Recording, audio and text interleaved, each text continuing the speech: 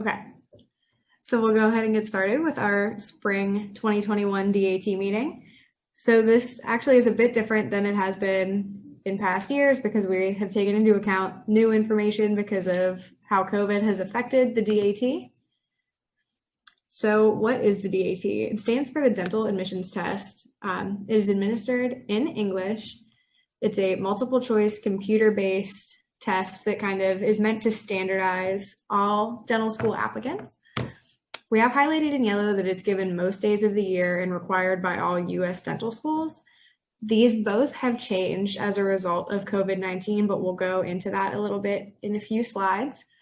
It's a half-day long test that is more than 4 hours in length. At least whenever I took it, the times available, there was like an 8 a.m. test that went from 8 to a little bit afternoon. And then there was an afternoon test that you could start at 1 o'clock and it went until like 5 or 6. It's taken at specific prometric testing centers throughout the country. And there is one 20 minutes away from Pitt in Monroeville. That's actually where I took mine.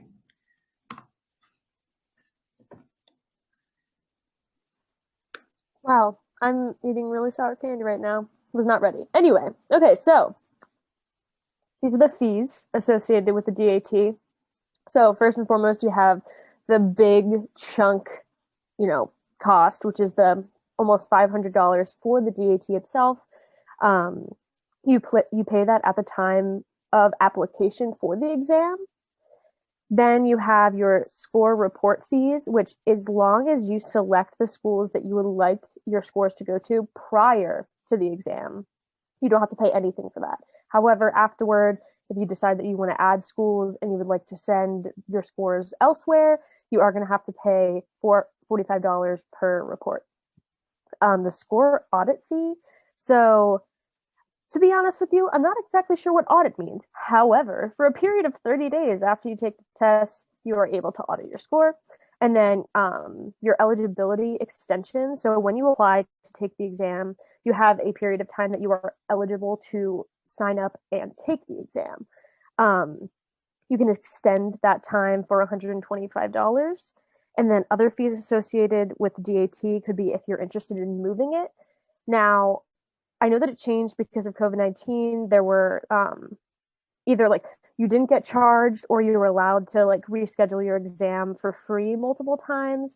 It definitely changed throughout the process. So, stay up to date on that. There's a DAT guide that's on, I think it's the ADEA website that you can access, and it'll give you exact information that you need.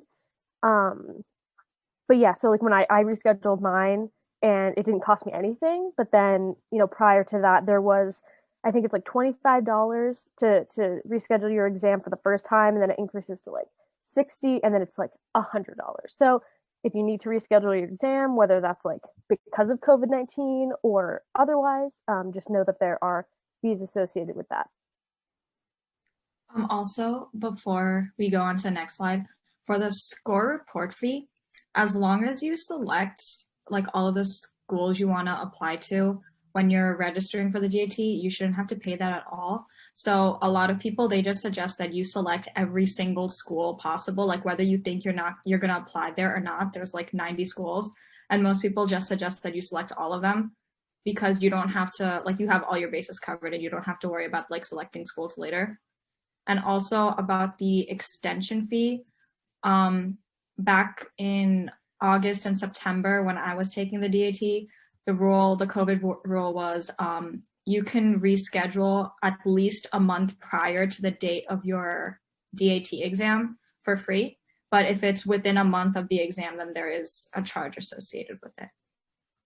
So that's like, I think as of now, that's what the rule is.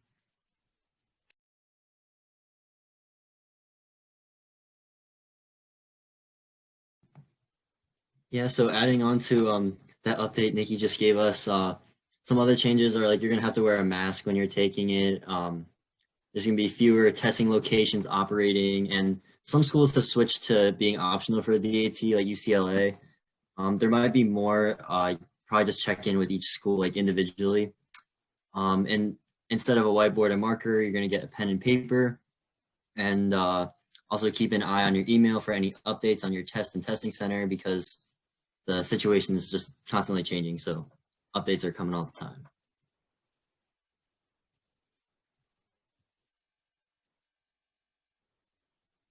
And then just like a general overview on like the sections on the DAT, your longest section is going to be the overview of the sciences, biology, orgo, gen chem, and then the perceptual ability test is going to have a list of all of these different like perceptual tests to test how your spatial orientation and 3D skills. And then reading and math are going to be similar to your SAT and ACT. Yeah, pretty much just similar in that regard.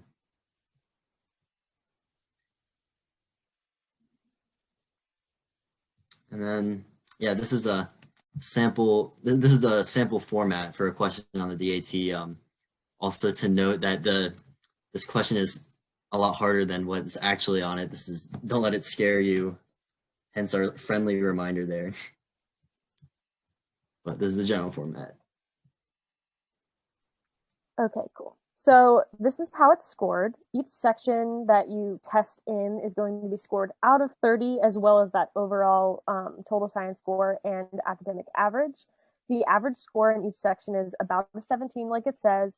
However, obviously the stakes are high here, so most dental schools prefer that you have about a 19 and above in each section.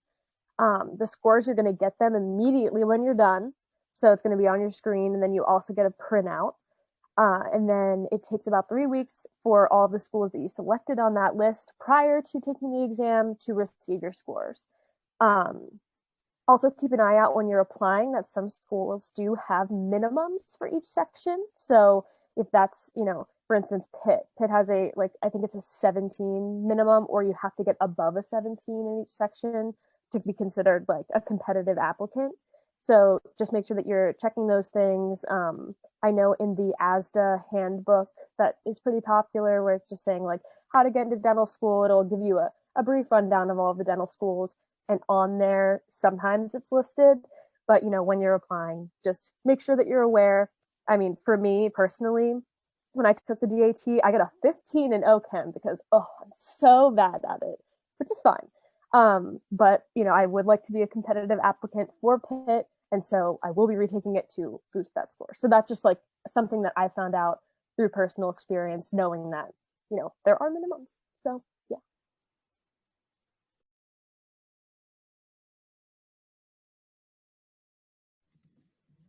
Okay, so the science section is probably the largest section that you're going to see, and just from personal experience, studying for it is probably like the worst part of studying, just because there's so much material that you see on it. And it ranges pretty much from everything up to your like sophomore, junior year of college that you'll study. So it'll be talking about cell organelles, genetics, physiology, earth science, plants, and phylogeny. And just to reiterate, it takes the longest to review just because there's so much stuff in biology that you can cover. There's a general chemistry section, which is your Chem 1 and 2, which, if you do well in class on those, generally you do well on the DAT. It's pretty similar stuff. And then there's an OChem section, which I thought was the hardest section on the DAT. And it's OChem 1 and 2.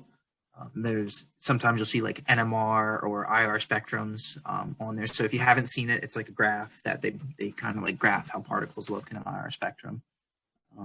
So I highly recommend DAT Bootcamp for this, because I didn't feel prepared going in for the science section, and I came out doing a lot better than I expected on it, just because it kind of held my hand through all the science stuff, just because there's so much material. And then on the bottom here, it says small whiteboards are giving. I got a pen and like a big sheet of paper, but you'll have some sort of material that you can write on to kind of plan out your thoughts and things like that, which is useful if that's how you think.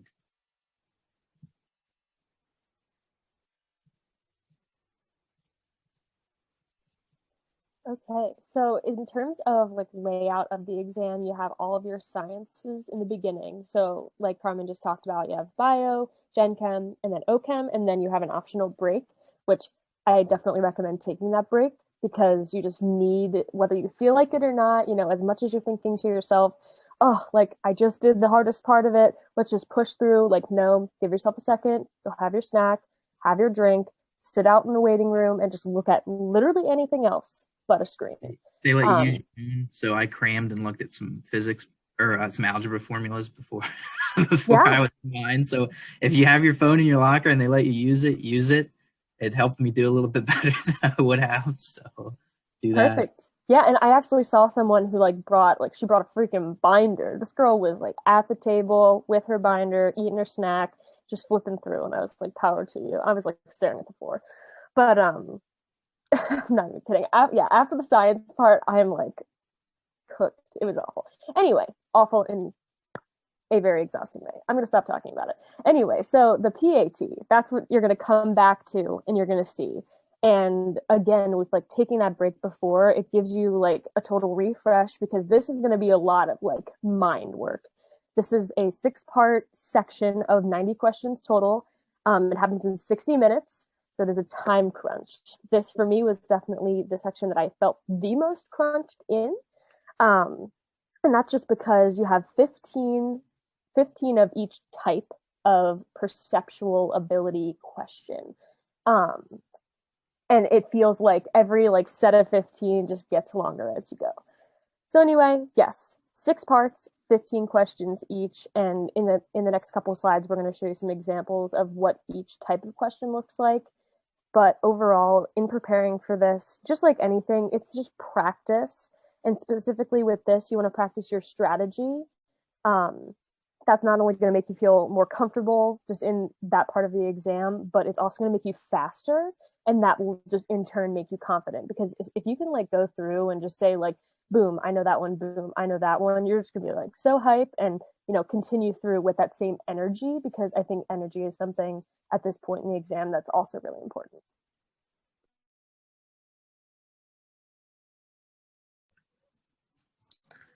So like Kelsey said, the PAT is the biggest time crunch, and also for the majority of people, it's probably also the hardest to grasp just because it's like completely new. Like you've never studied this before in classes before.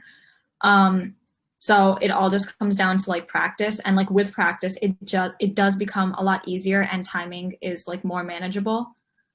So I definitely recommend using generators. They have good generators on Bootcamp, and I think there's also some on PAT Booster.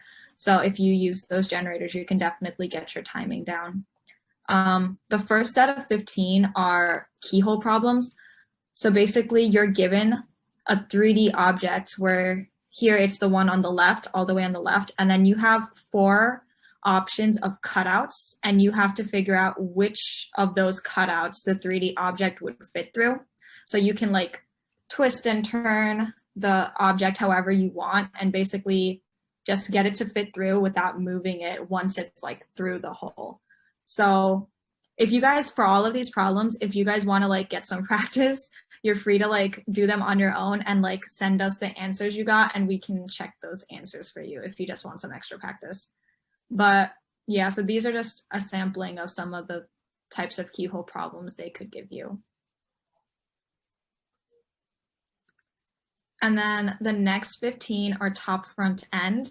So here you're given a 3D object and they only show you either, so there's 3 views for each of them, the top, the front, and then the end. And they give you 2 of the views and you have to figure out what the 3rd view is. Or sometimes they'll give you the object and you have to figure out which of the views matches that object. So basically there's 4 different parts and you could be missing any one of those parts and you just have to fill in the blank. So the dotted lines are like places where there's a cut that you can't see from the front, and the solid lines are cuts that you can see from the front. So it just comes down to being able to like practice and like understand what the dotted lines mean and the solid line means. Cause like right now I'm sure it just looks like gibberish, but like with practice it'll make more sense, like I assure you. And then this is angle ranking. This is probably just like the most annoying one because it just like, it makes no sense. But basically they give you 4 angles and the difference in like the degree measure between each of the angles is anywhere from 2 to 6 degrees. So they are very, very similar. And you basically have to rank them from the smallest angle to the largest angle. And there's a lot of strategies for doing this, and your eye can actually get trained to like perceive these small differences. It's actually pretty amazing. But yeah, there's a lot of different strategies. And if you go on YouTube, there's like so many different strategies that actually really work well. And then this is hole punching. So basically they have a square piece of paper and they show you how they have folded it. So there's normally 3 to 4 folds of the paper, and then they punch either 1 or 2 holes somewhere on that folded piece of paper. And you have to determine how that paper is going to look when you open it up. So there's like a few methods to follow here, but basically you kind of just want to trace where that initial hole that you punched is going to end up when you like open up each of the 3 folds.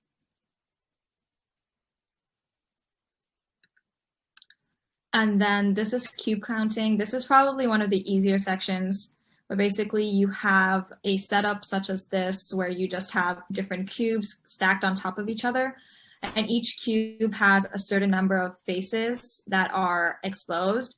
So they'll give you a setup like this, and then the next 3 or 4 questions would be based off of this, where they'd ask you basically, oh, how many cubes have 3 sides exposed, or how many have 5 sides exposed?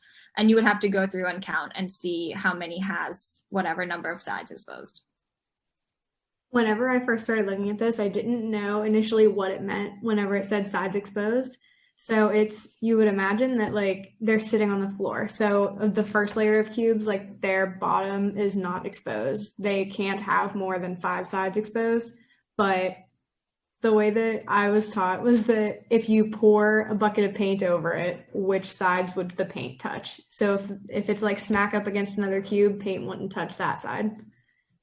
But this one, it took a minute for me to like understand what the question was asking, but once you get that, it's one of the easier perceptual ability question types.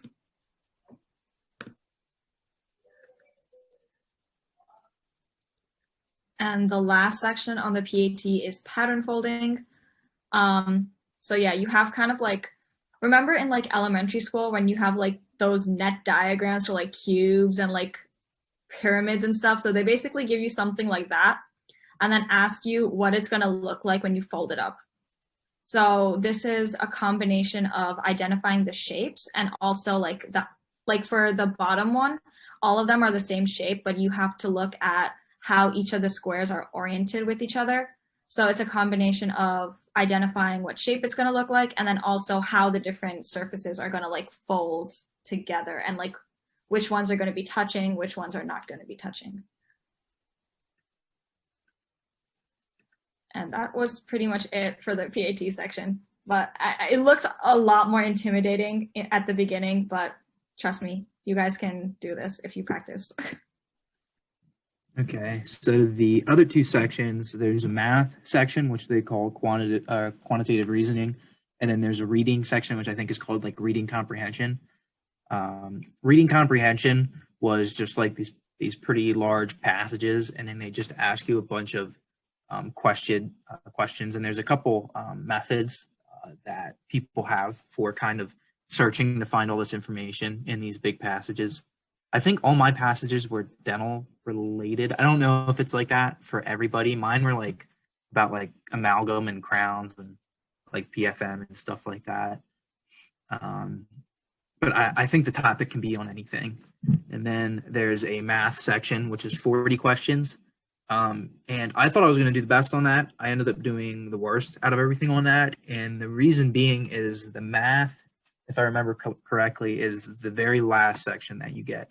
So you do all this stuff and you're just tired, and then they throw like math at you. And that's kind of why I did the worst. I didn't like do bad or anything. It just that was my lowest score, and I was surprised. And so that I kind of want to emphasize the importance of taking a full length test, like sitting down for 5 hours in a place and just going through everything, because really at the end of the day, it's not, you're going to know the material, but it's really, there's a lot of timing and just kind of like stamina involved to getting through everything and getting through it accurately.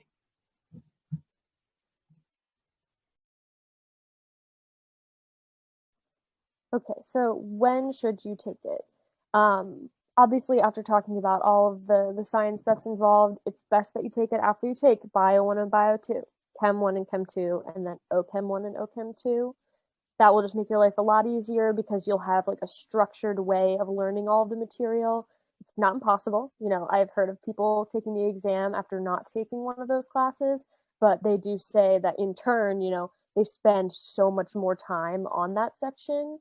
And it's just, I mean, I don't know about anyone else, but for me, it's a lot more difficult to like teach myself such a large quantity of material, especially in one of those classes, because it's a lot of material and some of it's hard.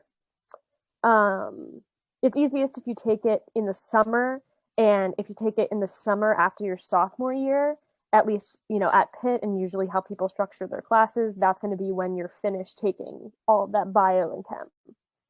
Dedicate about 1 to 3 months for studying, you know yourself. If you're going to take less time, if you're somebody who really can like sit down, focus in, do like 7 hours a day or something like that, maybe you need less time. But if you're someone who like really needs to take breaks and does best, you know, being occupied with other things, so like maybe you work a job, then you're going to want to extend it a little bit. So definitely be honest with yourself in how much time that it's going to take you, but also don't study for like 6 months, you know, like you don't want to be swamped with this forever. You don't want to be stressed about it forever. So kind of confine yourself between 1 and 3 months. And like I said, it's easiest to do over the summer. That's just because you're not worrying about like everything else in your life, clubs, classes, whatever. I know that I was working during the time that I was studying, but honestly, for me, that was like a good break to just kind of like get out of my head, get out of school, get out of studying. So that was something that was good for me. And then some other courses that are not needed but could help you are physiology, microbiology, and then biochemistry. So if you take those, you know, it's only going to help you. There are some questions on the exam that could be more geared towards one of those questions, but like still fall into the category of bio or still fall into the category of chem. But having those things under your belt definitely going to help. And another quick point to add on the end of that, I found it helpful to take it sophomore summer just because in the instance that I would have to take it again, I have junior summer to do that. I was lucky enough that I don't have to take it again, but in the instance that you do, it is really helpful to have that just as kind of like a fail safe, like, okay, well, if I do bad, I can look at my results, I can look at what I did bad on or what I need more help on, and then go and improve upon that. And there's also a balance between okay, maybe you did complete all these courses, but stuff like Bio 1 and Chem 1, that's all going to be kind of mush in your head because you're going to be focused on other courses and stuff like that. So I don't recommend putting it off too far in advance because then you'll have to relearn more material than you would cover afterwards. And it's all dependent upon the person. So I can't like say that's the 100% thing that you have to do. It kind of just all depends on you.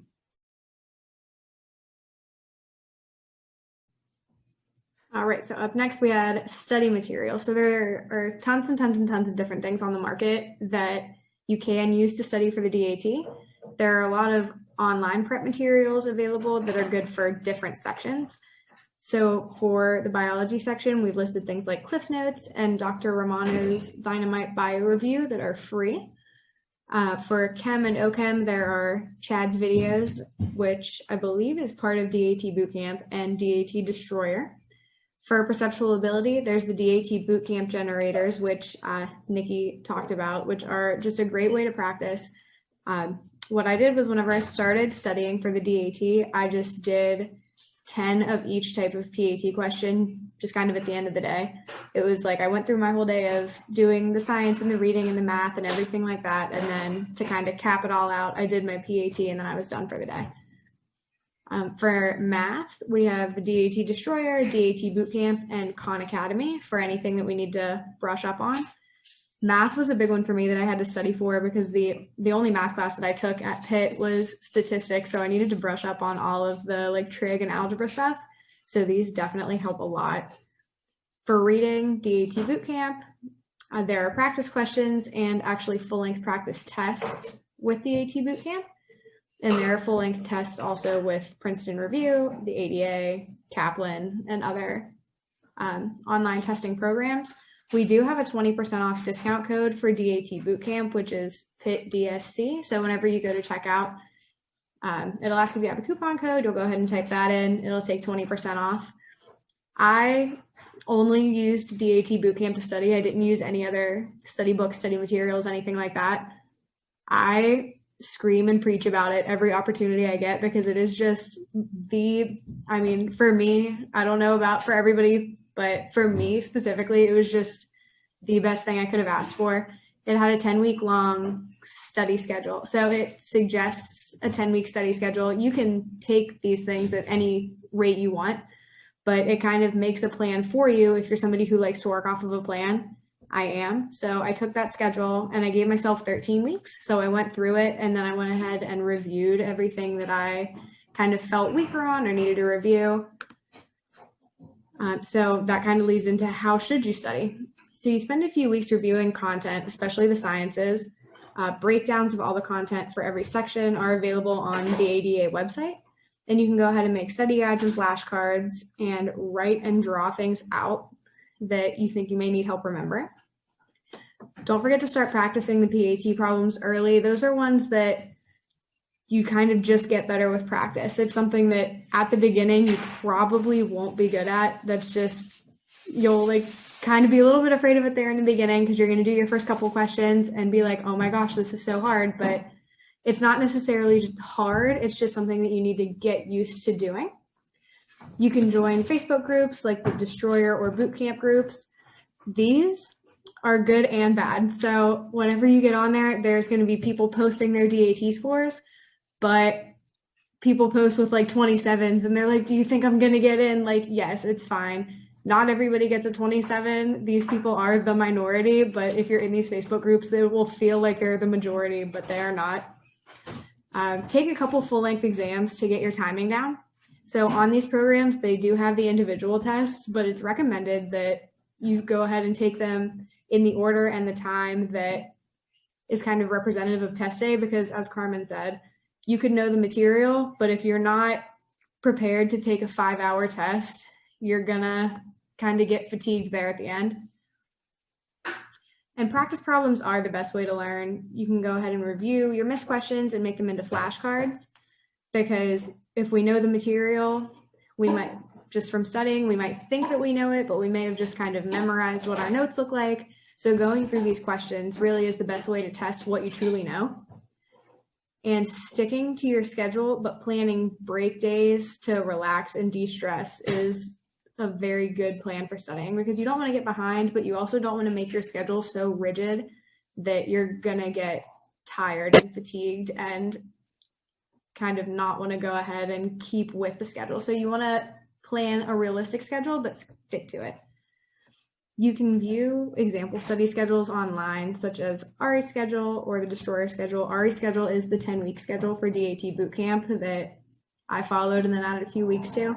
That one I really enjoyed. I felt like it was realistic. It gave 1 day a week off, which was nice. Should you panic? Of course not. This test is no more difficult than any exams you've taken before. There's nothing on there that you haven't learned. Just focus on doing well in your classes, and that will lead to doing well on this. If you want to be proactive, you can save some of your notes from your biochem and ochem classes, because those are things that will come in handy. And if they're your notes, they are the way that you learn. They're the way that you wanted to teach yourself, which is definitely going to be helpful in reviewing this information. I know it seems like kind of a daunting task. It's this big 5-hour test. It's the test to get into dental school, but I promise it's nothing harder than anything you've done before. Yeah, I did better on the DAT than I did in actual classes, like percentile wise speaking.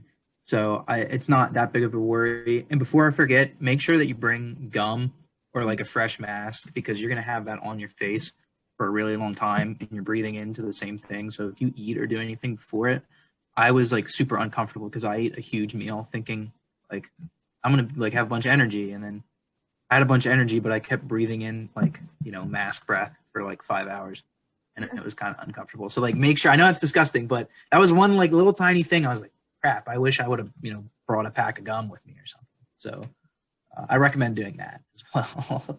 And one thing to remember about the DAT is that it's a standardized test. So the point of it is to see, let me think how I want to word this. It's meant to standardize applicants by making sure that people are getting good grades because they know things rather than just getting good grades because their classes are easy. And we all go to Pitt and we know that the science classes are not easy. Pitt prepares you very well for things like this. Pitt is a very health sciences focused university, and the science classes are meant to prepare us for things like this, and they do a very, very good job.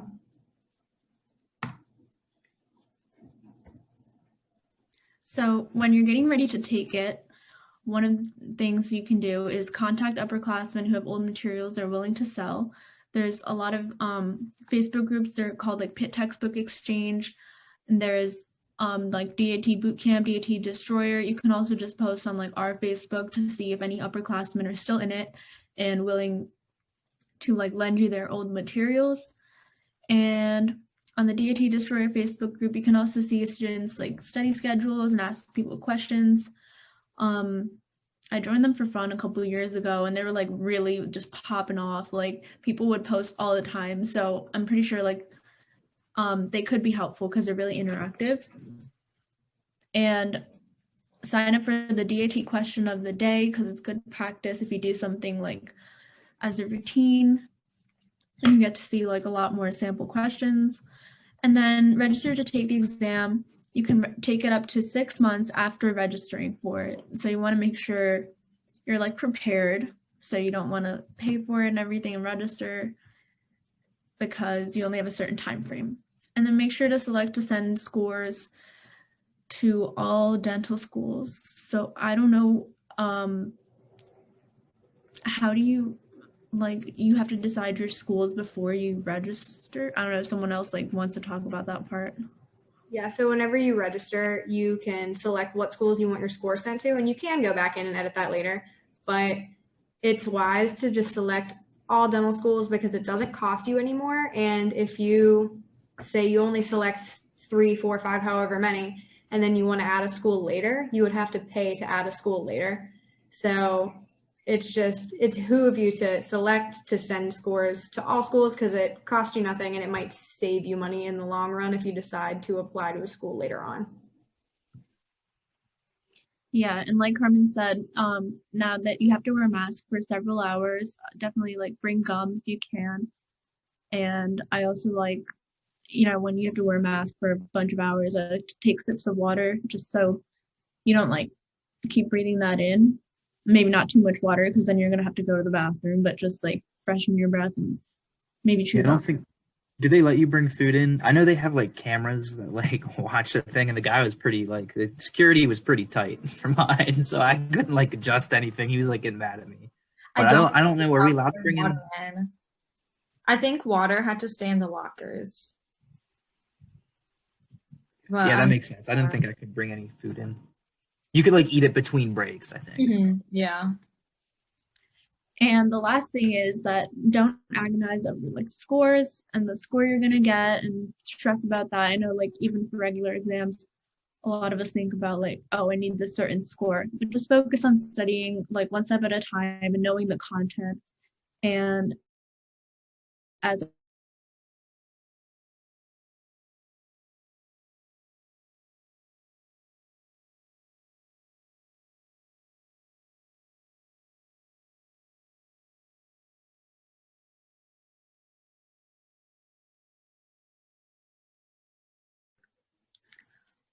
So the next step is actually signing up.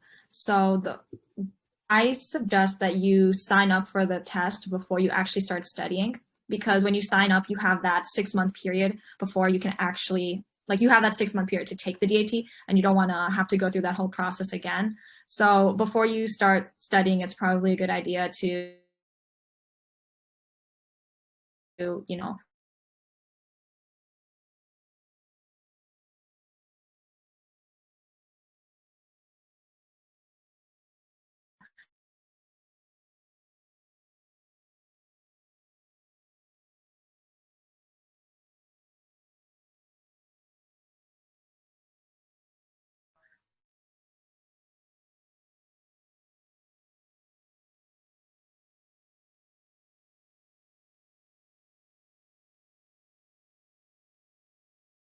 and location.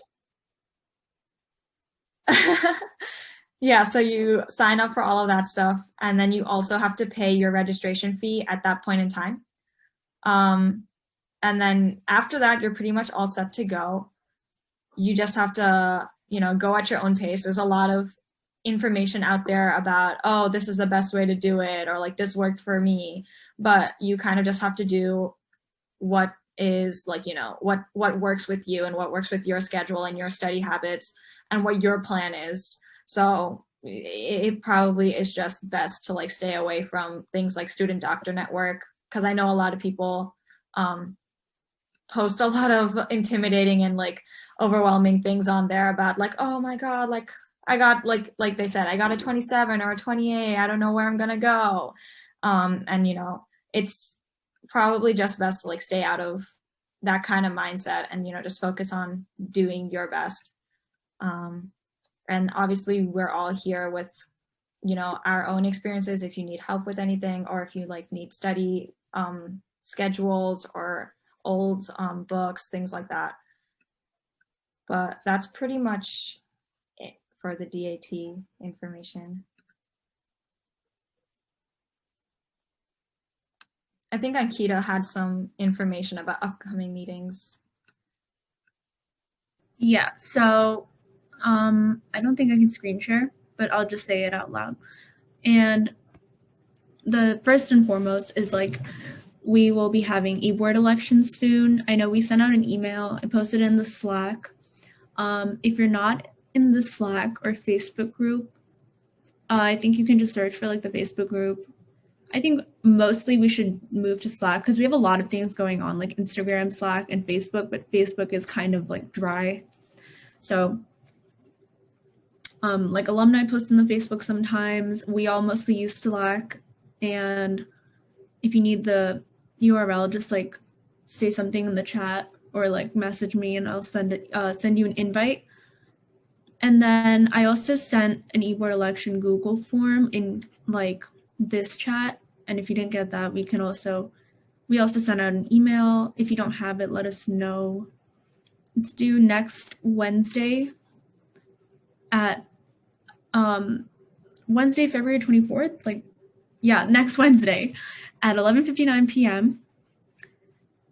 And it just asks you like what position you want to run for, like why you would make a good fit. And then we're going to post these blurbs on like a slideshow and just put it up in the background so people can read it. And then you're going to give a short speech for 2 minutes about why you would be a good fit.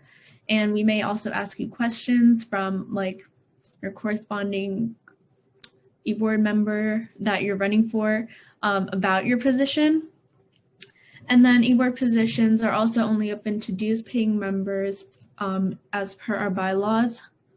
And we encourage you to be active, whether you can attend meetings or participate like asynchronously in the Slack or just like show up. So, your future like club members like know who you are and also most likely to like vote for you.